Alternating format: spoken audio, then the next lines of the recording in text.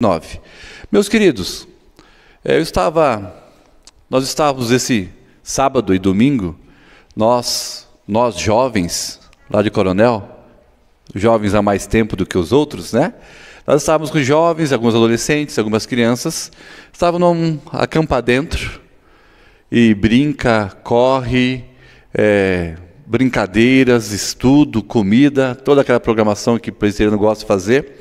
E nós estávamos lá em alguns momentos de culto e ministração da palavra. O pastor Marcos trouxe uma palavra no sábado à tarde, o Marquinhos e o Anderson do IPEM trouxe à noite, e eu fiz hoje de manhã uma conversa com eles. Eu vi que nada combinado, mas que as palavras que foram ministradas lá, todas falavam sobre chamar a atenção dos adolescentes, dos jovens, de vigiar a mente e o coração, colocando a palavra como centralidade, para que a gente possa ser alimentado pela palavra, para não dar brecha ou abertura para as coisas desse mundo, para as coisas do pecado tomarem o nosso coração. Então, tanto foi falado sobre guardar a palavra no coração, na mente, para não pecar contra Deus, sobre as coisas que as pessoas dizem, o famoso bullying, que vão contaminando o nosso coração, nossa mente, desconstruindo e construindo uma visão errada de quem é você. E também falar sobre nós vamos nos afastando de Deus, porque nós começamos a olhar para outras coisas que parecem ser mais saborosas, e vamos perdendo essa intimidade, comunhão, amor, devoção, e vamos nos afastando. E eu queria nessa noite falar com vocês também sobre isso, sobre essa importância de vigiar o coração, de vigiar a mente, para que a gente não faça alianças erradas. Porque Efésios capítulo 2, que ele vai explicar o capítulo 1, no 2 ele começa dando aquele texto fantástico. Deus nos deu vida quando nós estávamos mortos. E a explicação de mortos tinha a ver com o quê? Porque nós vivíamos como no passado, graças a Deus não mais, agora nós vivíamos escravos de duas áreas bem específicas: o mover e o andar desse mundo, os prazeres desse mundo, mas também vivíamos debaixo da ação do príncipe da potestade do Satanás, o diabo. Nós estávamos mortos, primeiro porque nós estávamos na lama e gostávamos da lama, e éramos potencializados para gostar da lama por uma sedução, manifestação do próprio Satanás. E Cristo vem para nos libertar do quê? Do inferno, mas também do viver, do fluxo desse mundo, e também da ação das mãos de Satanás, que antes nos prendiam e nos esfregava na lama. Ele nos chama para vivermos uma vida com Ele, abundante, né? Muito mais do que feliz, bem-aventurado, uma vida que possa viver com Ele. E para isso nós temos que sempre trazer à memória aquilo que nos dá esperança, e Cristo é a esperança. Nós temos que estar sempre vigiando para trazer a nossa mente, ao nosso coração, o objetivo, o alvo, o foco, que é o próprio Cristo. Aí você pega Hebreus, capítulo 12, ele vai falar de uma corrida. Ele fala que nós saímos de uma linha de largada, onde Cristo nos impulsiona, Cristo está na linha de chegada, nos esperando para nos dar a coroa, né, a vitória, mas enquanto nós corremos olhando para Cristo. E a expressão ali usada, correr focado em Cristo, é uma corrida que tem nas Paralimpíadas, que eu acho muito interessante. As corridas de cegos. Quando os cegos começam a treinar, eles treinam com alguém, um guia, que pega na mão dele. Esse que corre, o guia, ele não puxa, ele não empurra, ele não vai ditar o ritmo, mas só a direção. Porque se você soltar o cego correndo, ele vai correr para qualquer lado. Ele não tem uma direção. Então esse guia, ele corre no mesmo compasso, na mesma velocidade, conversando, falando, dando, tanto pela mão ou pela sua voz, a direção até chegar no final. E a Bíblia nos ensina que nós devemos viver, correr, focado, olhando para Cristo. Porque quando nós perdemos esse foco, nós perdemos a direção. Vocês lembram de Pedro, no barco? Jesus veio caminhando, e Pedro, sempre é Pedro, né? Disse, não, se tu és Jesus mesmo, me faça andar. E Jesus disse, venha. E Pedro corajoso, eu não iria, né? Pedro corajoso, ele sai. Olhando para Cristo, ele começa a andar sobre as... Quando ele olha para o lado, raios, ventos, trovões, ele afunda. A Bíblia toda está nos ensinando que nós devemos prestar atenção na nossa caminhada, e a nossa caminhada será assertiva, dependendo para onde nós estamos olhando. E Cristo deve ser o nosso objeto, nosso alvo. Por que nós temos que falar isso às vezes para crentes, para pessoas convertidas, e às vezes velhas de igreja? É porque no nosso dia a dia, na nossa rotina, na nossa correria, das nossas escolhas, dos nossos afazeres, nós temos a tendência de abraçar tudo e perdemos o foco. Perdemos a direção. E nesse texto que nós vamos ler, Davi, que é o nosso personagem principal, ele vai perder o seu foco. E por consequência de perder o seu foco, ele tem algumas consequências. A nossa história era naqueles 10 últimos anos do reinado de Saul em Israel, onde Davi já foi ungido para ser rei, Davi já tinha se tornado o grande general e guerreiro, as mulheres cantavam que Davi matava mais e era maior do que o próprio Saul. Isso gerou ciúmes no coração de Saul. O espírito imundo, Satanás, vai influenciar Saul, e Saul tenta por várias vezes matar Davi. E Davi, para não morrer, ele começa a fugir.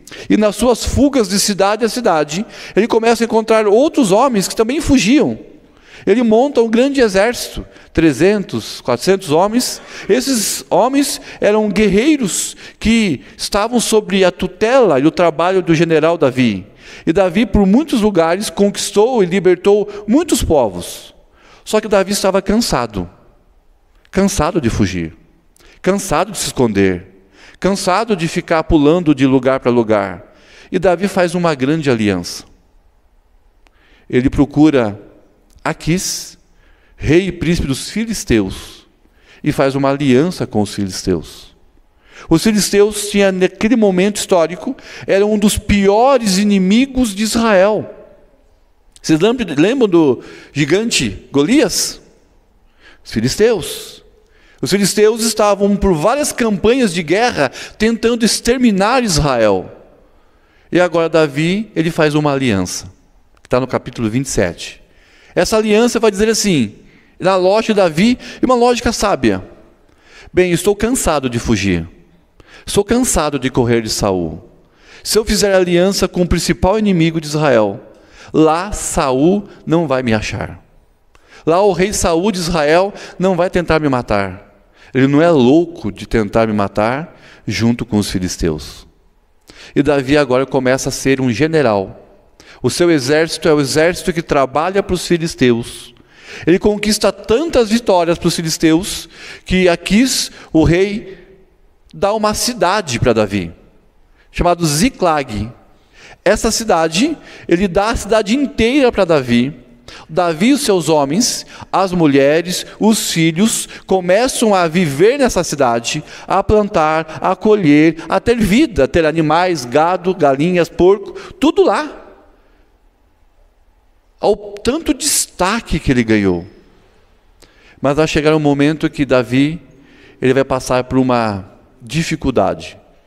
Ziclag vai ser destruída pelos amalequitas. As mulheres, as crianças são levadas como escravos. As sementes, os animais são levados como despojos. E as casas são queimadas. Esse exército, Davi chora. Culpam Davi. E após um tempo, Davi consulta o Senhor. Consegue fazer uma campanha de guerra contra os amalequitas, ainda em caminho. Consegue recuperar tudo aquilo que foi roubado. E Davi vai reestruturar a sua vida e a sua cidade. Essa é a nossa história.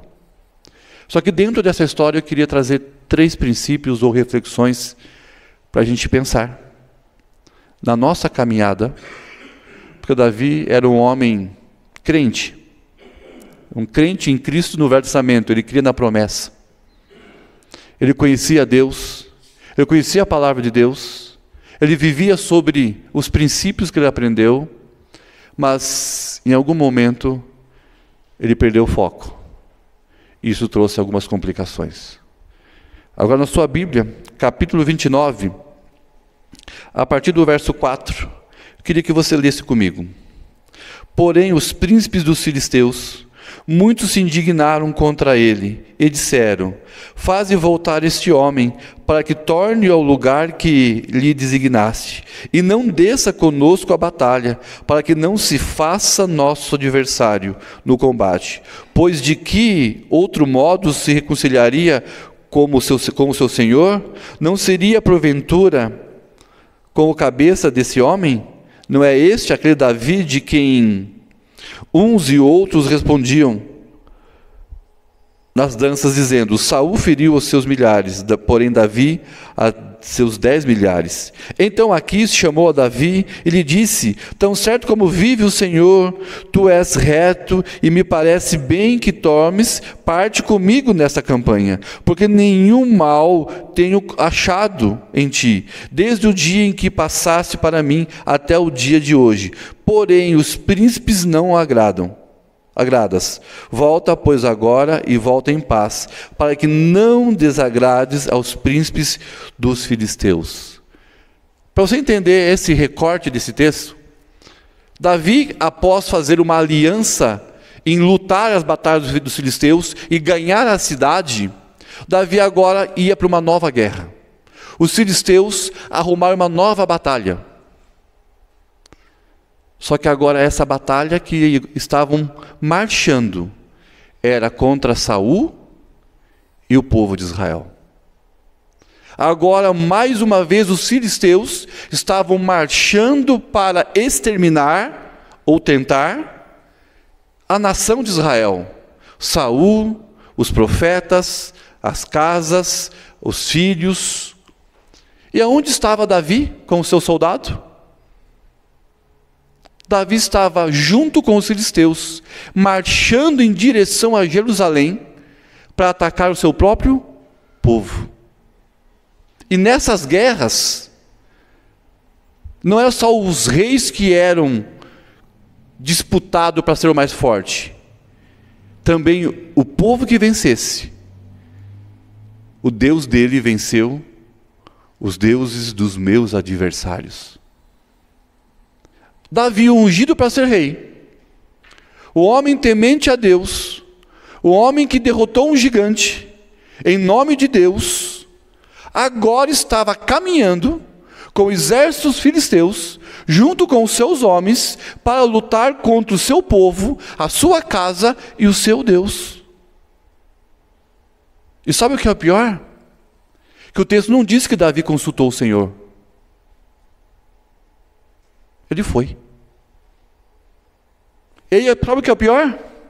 É de que os príncipes dos filisteus, ímpios, profanos, pagãos, começam na caminhada a olhar para Davi e dizer: tem algo errado. Não podemos levar Davi para lutar. Não é justo ele lutar contra o povo dele, contra o Deus dele. Porque pode acontecer que ele vai chegar no meio da guerra, ele vai se arrepender e vai se voltar contra nós. Porque cada um faria isso. A lógica é que Davi falasse: não, eu não vou à guerra. Não contra Israel. Mas Davi foi. E quem fez retroceder e voltar não foi o homem de Deus.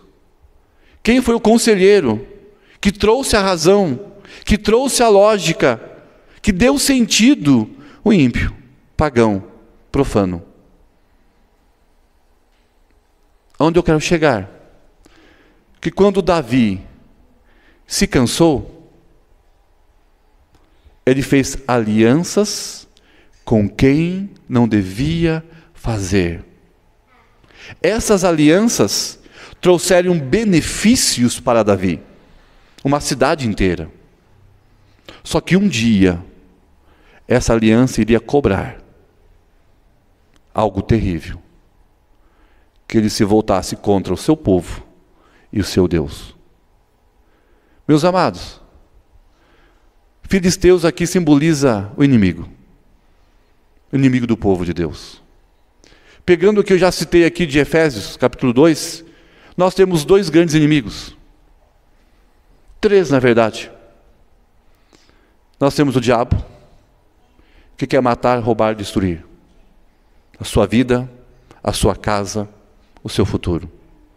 Nós temos o mundo, que quer te seduzir e te fazer andar na lama, sempre. Nós temos você mesmo, o eu, que quando perde o foco, nós somos, como diz Thomas Robbins, um sociólogo, o lobo do próprio homem, uma bomba relógio, como diz os filósofos. Não é se nós vamos nos destruir, é quando nós vamos nos destruir. Porque nós somos autodestrutivos. Nesse contexto, Davi, ele poderia explicar a sua escolha. E se você pudesse fazer uma entrevista com Davi, você ia dar razão para ele. Você ia dar razão para ele. Davi está há 10 anos fugindo. O seu rei quer matá-lo, por inveja. O seu rei ficava possesso e queria matá-lo. Ele não pode ficar em casa, ele não pode tocar a sua harpa, ele não pode tomar conta das ovelhas, ele não pode ter uma família, nem mesmo a filha do rei que ele casou, ele perdeu. Ele cansou. Eu não aguento mais, como diz a internet, né? Não aguento mais viver assim. Ele queria paz, ele queria descanso, ele queria sossego, ele queria criar raízes. Então, se o meu povo não permite eu fazer isso, eu vou me aliar com os inimigos. Porque os inimigos dariam paz. O exército filisteu guardava Davi. A cidade que ele tinha no meio dos filisteus, ninguém ia invadir, não Israel. Ele estava protegido, estava guardado, ele era valorizado. Os de fora valorizavam mais Davi, os filisteus, do que Israel. Então, se você fosse ter uma entrevista com Davi, você ia bater palma para ele e dizer assim: Davi, uau, você foi sábio. Eu consigo entender por que você fez aliança com os filisteus. Por mais que é explicável, não justifica fazermos aliança com o inimigo. Sabe por quê? Porque todo inimigo, ele vai te abençoar. Ele vai te dar coisas. Ele vai te dar paz. Ele vai tirar as pedras da frente. Ele vai provocar situações para você prosperar. Mas um dia, esse inimigo vai exigir de você uma escolha. Seu povo renuncia. Lute contra ele. E abandona seu Deus e morra. Essa Agora estava sendo a exigência dos filisteus. Davi, nós te damos tudo. Agora chegou a hora de nós enfrentarmos Israel. E o que mais me impressiona, não é inimigo cobrar o seu posicionamento contra Deus, contra a sua fé, contra a igreja. É Davi, por ter recebido tantas coisas do inimigo, baixar a cabeça e dizer, tá bom, aceito, vou fazer isso. Porque fazer aliança com o inimigo, um dia ele vai cobrar de você que você renuncie à sua fé. Ou que você viva de qualquer jeito, para indiretamente você negar os princípios de sua fé. O mundo faz isso. O diabo faz isso. Ele seduz, ele te empolga. Nós somos ensinados a sempre na vida pegar o quê? Pegar um atalho. Porque é mais fácil. Porque é mais rápido. Eu gostava de corrida. Eu vejo aqui um corredor, né? Gostava de corrida. E quando se escreve uma corrida, e uma corrida é um pouco mais profissional, existem algumas regras. E essas corridas e maratonas que são mais profissionais mesmo, você tem o percurso para fazer, e você tem as suas paradas para hidratação, pegar água, e você não pode receber água de ninguém que seja da organização. Porque se alguém correr do seu lado e te entregar água, depende da regra, você é desclassificado. Aí eu assistindo um vídeo sobre isso, uma corredora tentou pegar água, não conseguiu. Aí veio um outro correndo e tentou alcançar um copo para ela. Uma boa ação, uma boa intenção, legal. Mas se ela pegasse aquela água e tomasse, ela poderia ser desclassificada, porque as regras cobram a perfeição. Davi fez uma aliança com os filisteus. E agora ele estava perdendo o seu foco, que ele seria o rei de Israel, que Israel é o seu povo. E agora estava indo para a guerra, servindo o inimigo contra o seu povo. E Deus, para não deixar Davi lutar, e no seu coração construir algo pior, Deus levantou a mula, o inimigo, para falar, dizendo, Davi, volta. Davi, volta. O preço é alto demais. Você entende, meus irmãos, de que às vezes no seu trabalho você tem um meio mais fácil de ganhar dinheiro, ou ganhar um contrato, ou prosperar? Existe um meio mais fácil para isso. Um atalho. E o diabo vai colocar isso. O mundo vai oferecer isso. E o seu coração vai dizer, uau, que possibilidade. Cuidado com essa aliança. Essa riqueza que você vai ganhar, um dia vai te cobrar um preço. Às vezes no casamento, família, aparece atalhos para você se dar bem. Cuidado. Essas alianças vão acabar com o teu casamento, destruir sua família. A igreja, às vezes, pode criar atalhos para crescer. Eu posso passar aqui 10 passos para você encher essa igreja em um mês. Isso é fácil. Mas esse atalho do evangelho fácil, negociável, de mercado, ele enche. Mas depois ele cobra um preço caro. E a gente fecha, diminui, perde, porque promete e não entrega. Todas as alianças que você faz, profissional, familiar, de negócios, de coisas, um dia o inimigo vai levantar uma batalha contra Deus e sua fé e vai exigir de você uma posição. E você está tão na lama que você abaixa a cabeça e você diz, tá bom. Segunda coisa que acontece nessa história, que agora pelos próprios filisteus, eles são advertidos para voltar. Agora Davi pega os seus homens e retornam para a sua cidade, Ziclag, que está a partir do capítulo 30, verso 1.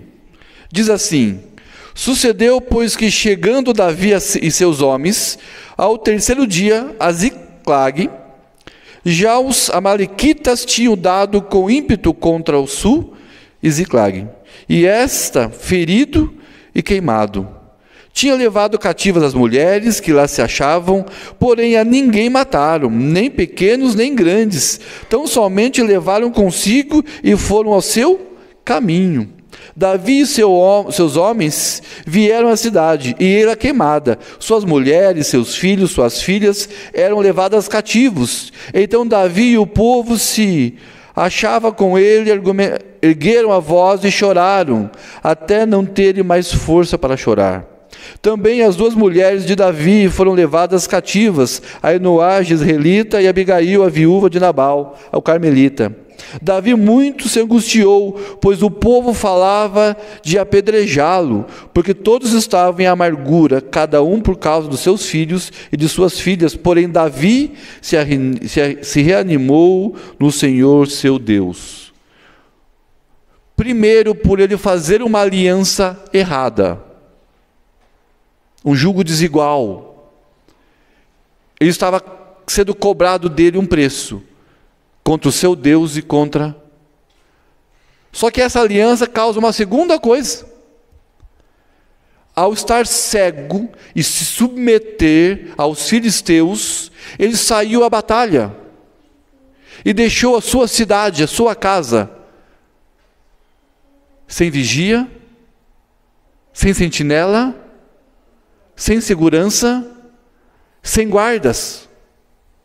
Enquanto ele estava preocupado em responder, pagar a conta aos filisteus, eles saíram à guerra e deixaram a sua casa desprotegida.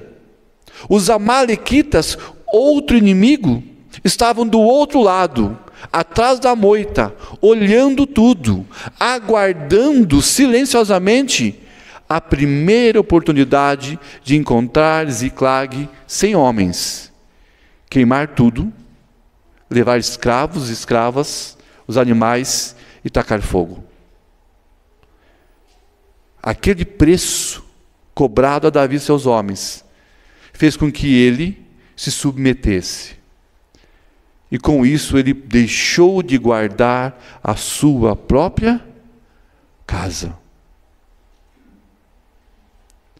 E os amalequitas, que estavam com paciência, vigiando, cuidando, sem pressa, a primeira oportunidade que teve, saqueou tudo. Os homens choraram e culparam quem? Davi. Queriam apedrejá-lo. Sabe por quê?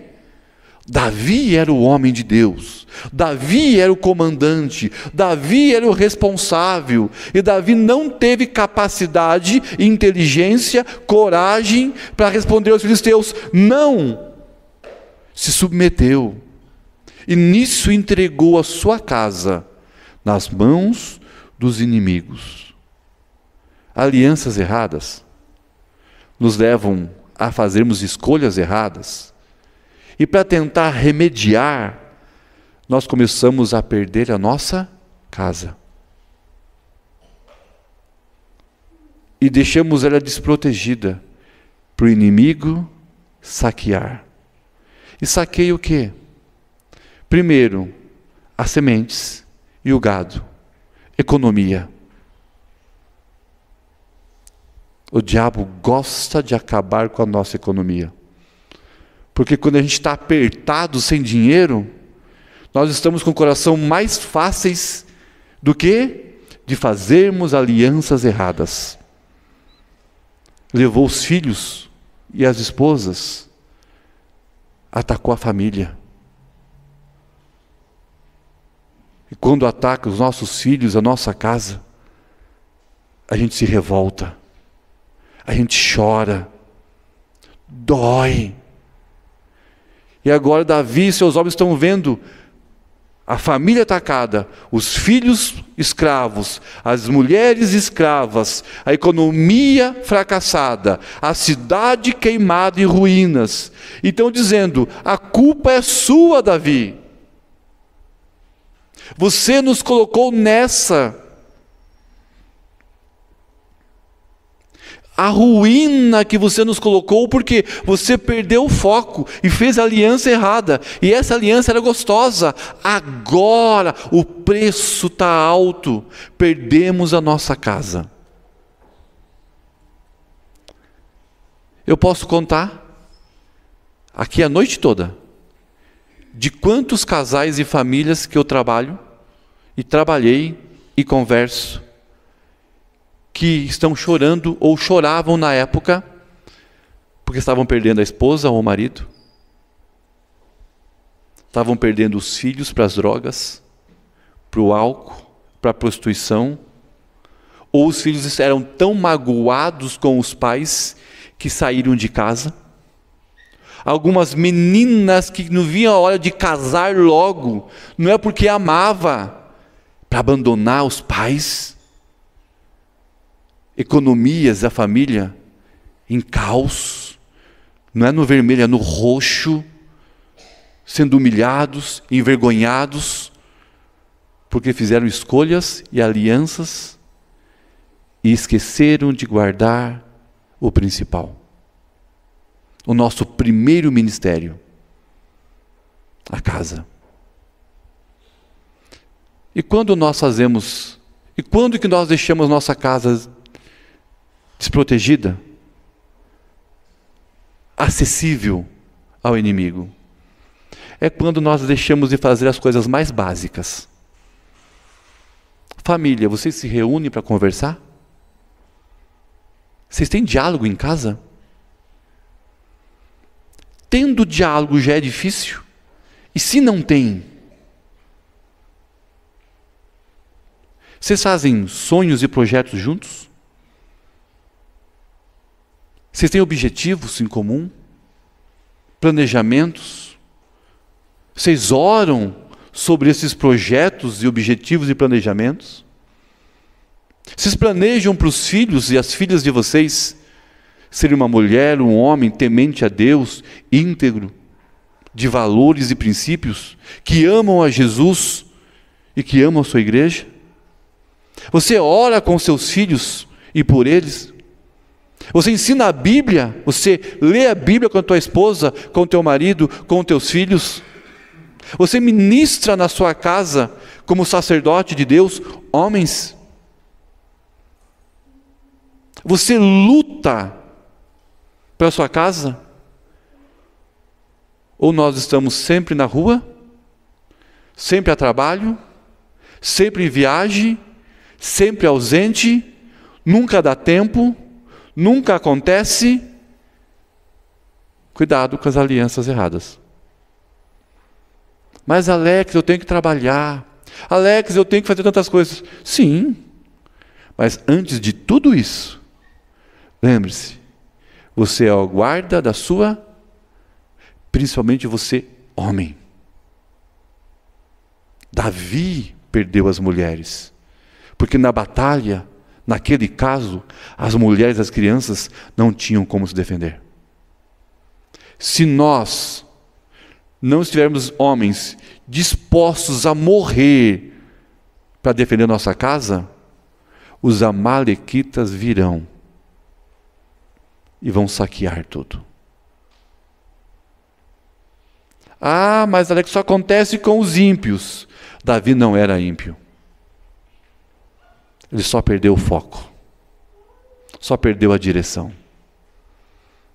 Por isso, não vacile, não brinque com a sua fé.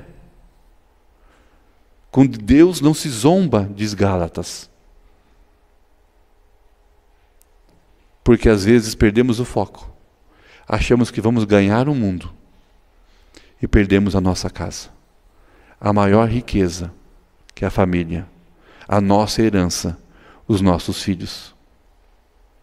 E aí ficamos chorando, se lamentando, porque não sabemos mais o que fazer.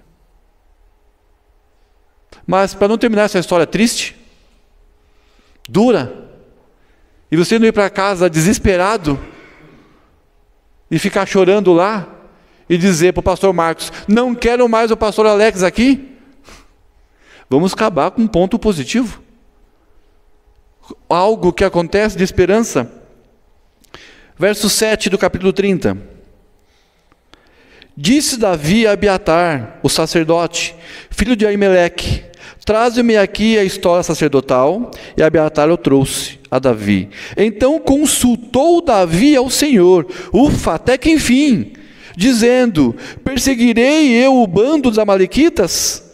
O Senhor respondeu: persegue-o, porque de fato o alcançará, e tudo você libertará. Agora Davi volta ao centro, volta ao foco, volta a olhar quem eu sou. Eu sou ungido do Senhor para ser rei. Rei de quem? Do povo de Israel. Amando de quem? Ao meu Deus. Eu tenho acesso a Ele. Eu posso falar com Ele. Eu posso consultar o que fazer. Eu não preciso estar refém deste mundo. Eu posso consultar, ter sabedoria que vem do alto. Agora no caos, Davi para. Devia ter feito isso antes e não fez. Agora ele para e diz: Senhor, os amalequitas levaram as mulheres, as crianças, o gado, o cereal. Devo ir atrás? Terei vitória? Eu leio o texto assim, Deus dizendo: demorou. Para de ficar chorando. Para de ficar se lamentando. Para de ficar achando culpados. Levanta e anda. Alcança. Resgata.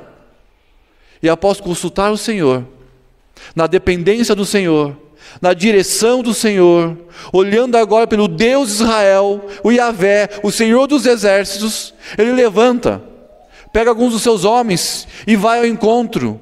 No caminho encontra os amalequitas, derrota todos eles, recupera os filhos, as esposas, os animais e vai reconstruir a sua cidade. Porque ele voltou a consultar o Senhor. Ele voltou a trazer a aliança com o Deus de Israel. Lembrar da promessa, lembrar da unção, lembrar da intimidade, ouvir a voz, aprender, obedecer, ser servo, ser filho, ser crente. Usufruir de toda a plenitude da bondade, da graça, do amor. Davi consultou, simples assim: Senhor, vou ou não vou? Simples. O que aconteceu? Deus respondeu: simples, vai. Vai que eu estou contigo. Vou dar a vitória. Agora sim, Davi, estamos juntos. Porque ele voltou a centrar quem é Davi, na aliança com Deus, e quem é Deus. Ele consegue agora reconstruir, trazer de volta, restaurar, começar de novo, numa nova aliança, focado em Deus. Meus irmãos, esse é o projeto de Deus. Que você foque em Cristo Jesus. Que você aprenda através de Cristo a consultar Deus. O véu se rasgou, nós temos acesso. Você pode ler a palavra e conhecer e aprender mais de Deus. Você pode se reunir aqui nesse lugar maravilhoso para cantar e reconhecer quem é Deus. Nas dificuldades, você pode orar e Ele te responde. E ainda você tem um povo todo que se reúne para orar, junto com você e por você, para que Deus continue abençoando, chamado igreja, povo, que luta junto, que sonha junto, que batalha junto, que suporta, carrega junto as coisas do dia a dia. Mas às vezes, nós temos que ser lembrados disso. Porque quando nós deixamos um pouquinho de olhar para Deus, vêm os amalequitas e propõem uma aliança. E você pode depois conversar comigo e dizer assim: Alex, eu vou contar a minha história e vou explicar para você os meus erros. Eu vou dizer com todo o carinho para você: eu te entendo. Mas explicar não justifica. Adão e Eva tentaram explicar para Deus, mas não justificou diante de Deus. Davi, muitas vezes, ele tentou explicar para Deus, até o pecado com Betseba, mas isso não justificou diante de Deus. Muitas vezes nós tentamos explicar para nossas esposas e maridos o que a gente fez, mas isso não justifica. As alianças erradas, elas podem ser compreendidas, mas não devem ser aceitáveis, porque o preço é alto. E se nós não estivermos olhando para Cristo, empolgados com Cristo, vivendo nessa fé, caminhando com Cristo, sendo guiados pela mão na corrida do cego, nós nunca chegaremos à vitória. E nesse contexto, apesar de tudo isso, Davi venceu. E sua casa foi restaurada. Por isso, meu irmão, minha irmã, infelizmente eu não sei qual é a tua realidade diária. Falava até com o pastor Marcos hoje, lá em Coronel Vivida, antes de vir para cá, porque o pastor Marcos vai também visitar algumas pessoas lá. Isso é muito bom. E eu falei para ele assim: nós podemos visitar algumas pessoas em Chopinzinho? Se vai ser bom para vocês, não sei. Mas nós estamos propondo de visitar vocês também, o Marquinhos e eu, de ir na sua casa orar com você, para que a gente possa conhecer um pouco mais você. Porque eu não sei o que está no seu coração. Eu não sei hoje se você tem aliança ruim ou não. Eu não sei se você está focado em Jesus ou não. Eu não sei se você está lutando na sua casa ou não. Eu não sei como está a guerra com os filhos ou não. Eu não sei como estão as finanças. Eu não sei se a casa está em pé, sobre a rocha, ou se ela está caindo, escorregando na areia. Eu não sei.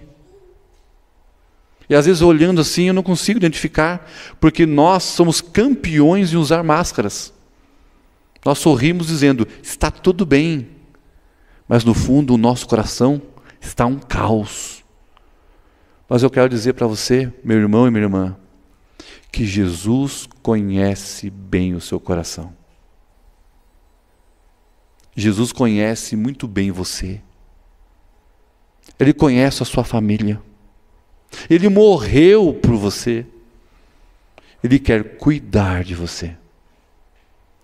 Para isso ele precisa estar focado, concentrado, olhando, caminhando, sendo guiado por Ele. Só assim nós evitamos a queda, ou se já caiu, nós conseguimos ser restaurados. Porque sem Cristo não há vida.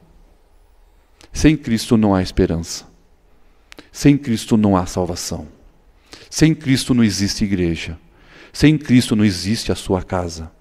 Sem Cristo você é um vazio. Ele morreu, não só para te levar para o céu, mas para todos os dias, todos os momentos, Ele está na sua frente dizendo: olha para mim. Afunda não, olha para mim. Eu lembro que depois de velho mesmo, faz uns 5 anos atrás, eu fui aprender a nadar.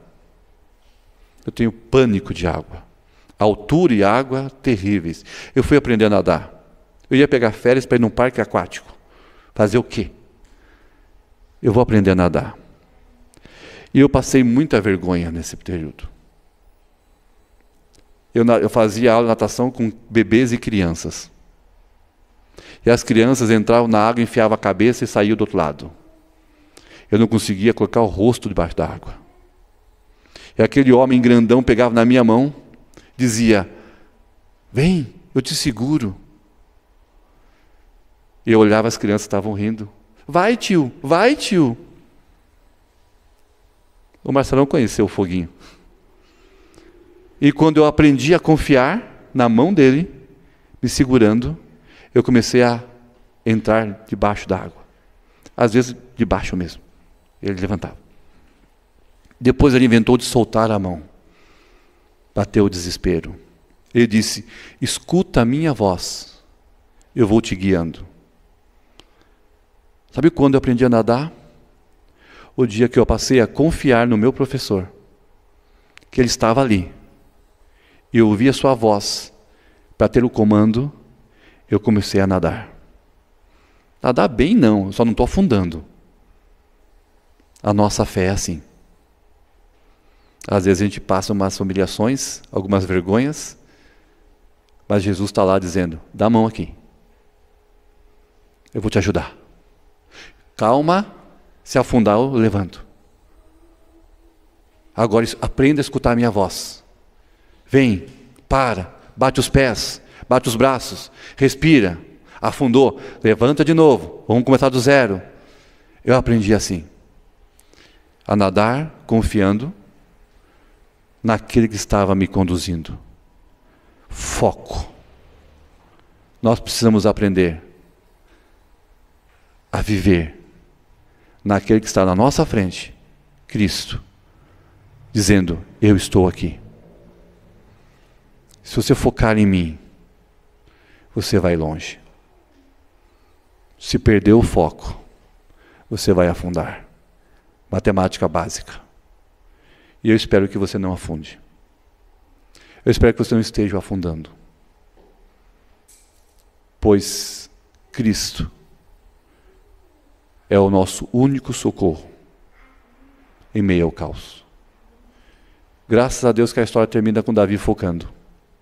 Eu queria terminar dizendo para você: foque, viva, olhe, busque a Jesus, porque Ele é a solução para tudo em nossa vida. Amém? Vamos ficar em pé? Vamos orar? O pessoal do louvor pode vir aqui à frente? Enquanto eu oro, eles se posicionam. Pai, eu te agradeço muito. Obrigado, Senhor, pelo privilégio de estar aqui, falar com esse teu povo, de fazermos essa reflexão, esse desafio, de aprendermos a olhar e ter a aliança focada em Cristo, o nosso Senhor, em Deus, para que possamos viver, fazer escolhas sábias, ser inteligentes, ter a direção, ter escolhas que nos levam à vitória, ter a família guardada, estruturada, ter filhos crescendo no Senhor, termos paz em casa, termos paz em nossas economias, porque nós escolhemos viver Cristo. Que essa opção, Pai, possa cair por terra, de escolher não viver Cristo. Nos ensina a só olharmos para Cristo. Nos livra, Pai, de alianças com o mundo. Nos livra, Deus, de alianças de escravidão do pecado, da ação de Satanás. Fortalece a nossa vida, a nossa casa, para que possamos ter vitórias. Deus nos ensina a vivermos ouvindo a voz, confiando naquele que nos chamou. E obrigado, Pai, por termos sido chamados para viver com Cristo. Isso é um privilégio de poucos. Eu louvo ao Senhor, porque esse povo foi chamado para ser do Senhor, para viver com o Senhor, para ter a vitória no Senhor. Abençoa, Deus, eu peço, o nome santo de Jesus. Amém.